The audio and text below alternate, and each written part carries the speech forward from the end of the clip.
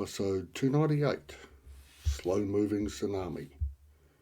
This is the Change Underground. I'm your host, John Moore. Decarbonise the air, recarbonise the soil. As I've discussed in episodes 294, 289, 282 and 281, things are heading for a crunch in world food supply and costs. This all started with the supply chain disruptions of the pandemic, but the war in Ukraine has triggered what could reasonably be described as the cause of every major recession since World War II: fuel inflation. Because of the ubiquity of oil in every aspect of our lives and hence our dependence upon it, a modest rise in the price of a barrel has dramatic flow-on effects.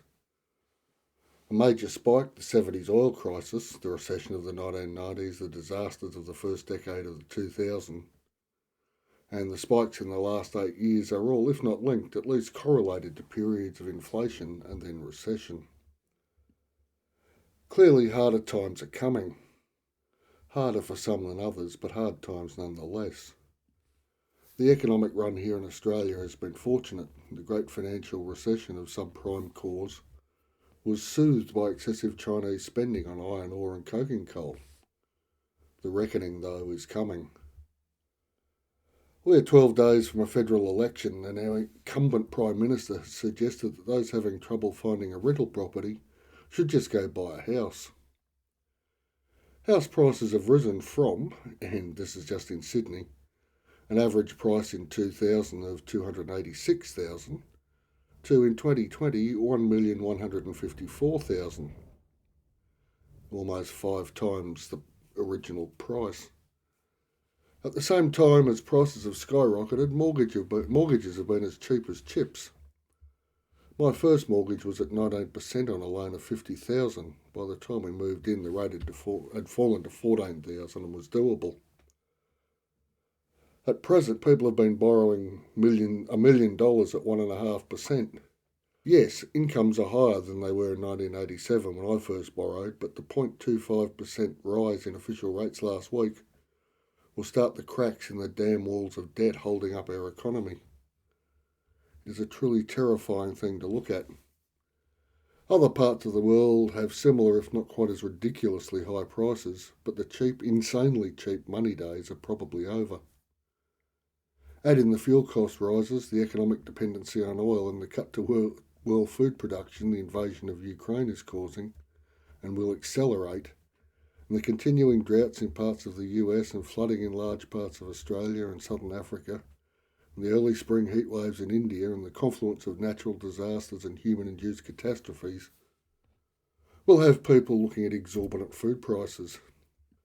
I understand one of the reasons for the EU is to avoid famines in Europe after the suffering of World War II, and effects there are likely to be ameliorated by political action. But for most of the world, food is going to get expensive, very expensive, if it's available.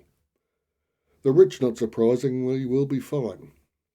The poor are going to suffer. And while it may not seem like it in some parts of the world, the pandemic is still scything through populations, now somewhat blinding elsewhere, anywhere, but at the suffering and the deaths. The sudden disruption to food supply has led the World Food Programme, which provides food aid to the world's most vulnerable, to warn that the catastrophe is looming, and 44 million people are on the verge of famine and millions more face hunger and malnutrition. End quote. In this globalised world, a war of the magnitude of the Russian invasion of Ukraine, which just happens to be across a breadbasket area of the world, has us all to some extent involved in the conflict. Not everyone is on the front line, not everyone is in the logistics system feeding the conflict, but pretty much everyone's affected, and there's worse to come before it gets better. The sloppiness of the Russian manufacturing sector has resulted in huge numbers of unexploded ordnances across the plains of Ukraine, the food-producing parts. These will take decades to remove and affect food production for the entire time.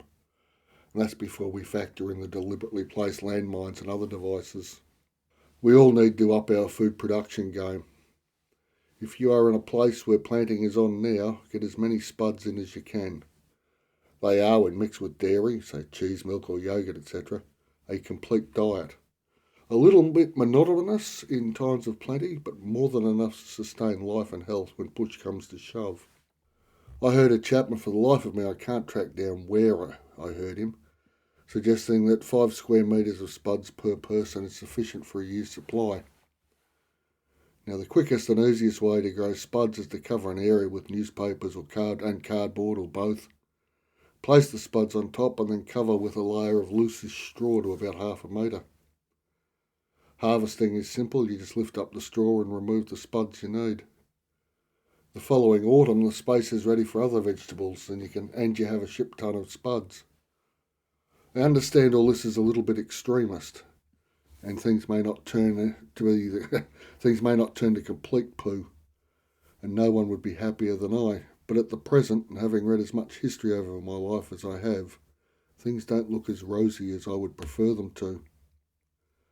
And what's the worst outcome once you've planted all these spuds if peace breaks out tomorrow, climate action is taken and food prices drop? Well, you'd be left with lots of potatoes. There are worse things in life. Once the spuds are in, you could reasonably expand to other vegetables too. I highlight the spud for its life-sustaining capacity. Plant as much as you can and face the future with optimism. Decarbonise the air, recarbonise the soil. Thank you all for listening. I'll be back next week.